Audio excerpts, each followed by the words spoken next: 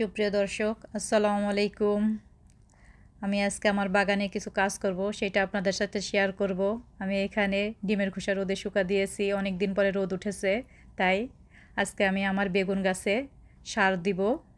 এই যে এই সারটা আমি দিব আমার বেগুন গাছে, এর জন্য বের হলাম। বিকাল হয়ে গিয়েছে, এই যে বালতিতে পানি নিয়েছি এবং এই বেগুন গাছগুলোতে সব বেগুন গাছেই আমি সার দেবো। অনেকগুলো বেগুন গাছ আছে, কারণ এই বেগুন গাছগুলো আমি আগের পুরান মাটির সাথে কিছুটা নতুন মাটি দিয়ে লাগিয়েছি এবং সার দেওয়ার আগে আমি প্রতিটা গাছের গোড়া এরকম করে একটু মাটিগুলো একটু আলগা করে নিব, যাতে সারগুলো সুন্দর মতো গাছের গোড়ায় যায়। এই যে প্রতিটা গাছের গোড়ায় আমি সার দিব, কারণ গাছেরও তো একটা খাবার দরকার আছে, সারটাই ওদের খাবার। এই যে পানি নিয়েছি, সার দিয়ে দিব। এখানে কিছুটা সার দিয়ে পানিতে আমি এটা গুলাই নিব, সুন্দর করে পানিতে গুলিয়ে নিয়ে এই তো সুন্দর করে মিক্সড করে নিয়ে আমি এগুলো সব গাছের গোড়ায় দিয়ে দিব।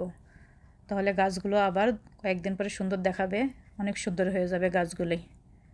এই তো বৃষ্টিতেও গাছগুলো একটু অন্যরকম হয়ে গিয়েছে, অনেক বৃষ্টি হয়েছে অনেক।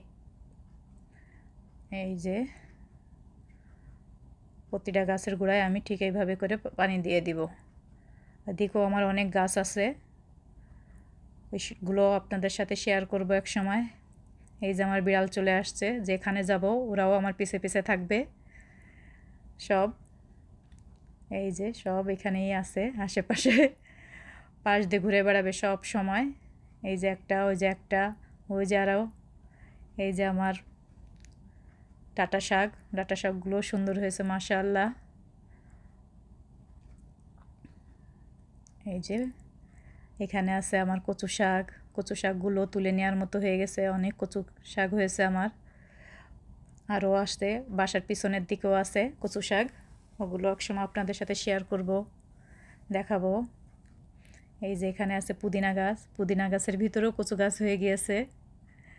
এখানে পুদিনা গাছ এখন আমি আমার বাসার পিছনের সাইডে নিয়ে যাচ্ছি আপনাদের। ওখানে আমার কিছু গাছ আছে, বৃষ্টির জন্য আমার গাছগুলো নষ্ট হয়ে গেছে, অনেক গাছ বৃষ্টির পানিতে মারা গিয়েছে। আমি তো বুঝিনি, প্রথম ভাবলাম যে একটু মাটিতে লাগিয়ে দেখি কেমন হয় গাছগুলি, এর জন্য লাগিয়েছিলাম, কিন্তু বৃষ্টির কারণে গাছগুলো সব নষ্ট হয়ে গেছে, মরে গিয়েছে অনেক গাছ। এখানে কিছু সিম গাছ আছে, এই যে এগুলো দেখাবো আপনাদের। এই যে লাউ গাছ আছে, কিছু লাউ গাছও পানির জন্য কেমন হলুদ হলুদ হয়ে গেছে। এই যে লাউ চলে আসছে গাছে। এই যে এখানে একটা বড় লাউ হয়েছে, আজকে এটা আমি তুলে নিব। এই তো আমার লাউটা, আজকে আমি এটা তুলে নিব। লাউ গাছটা কেমন পানিতে হলুদ হলুদ হয়ে গিয়েছে। এই তো আমার লাউ গাছ, এখানেও একটা লাউ হয়েছে। আমার এই বাগান যদি আপনাদের ভালো লাগে তাহলে আমাদের জানাবেন কেমন লাগলো আমার বাগানটা। ছোটোখাটো একটা বাগান, দেখতেছি কেমন হয়।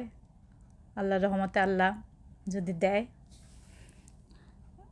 তাহলে তো আল্লাহর কাছে শুক্রিয়া অনেক। আমার আশেপাশে আরও গাছ আছে, সেগুলো একসময় শেয়ার করবো। এই যে কেটে নিচ্ছি আমার লাউ। কেমন লাগলো আমার বাগান জানাবেন। আজকে এই পর্যন্তই, আল্লাহ হাফেজ।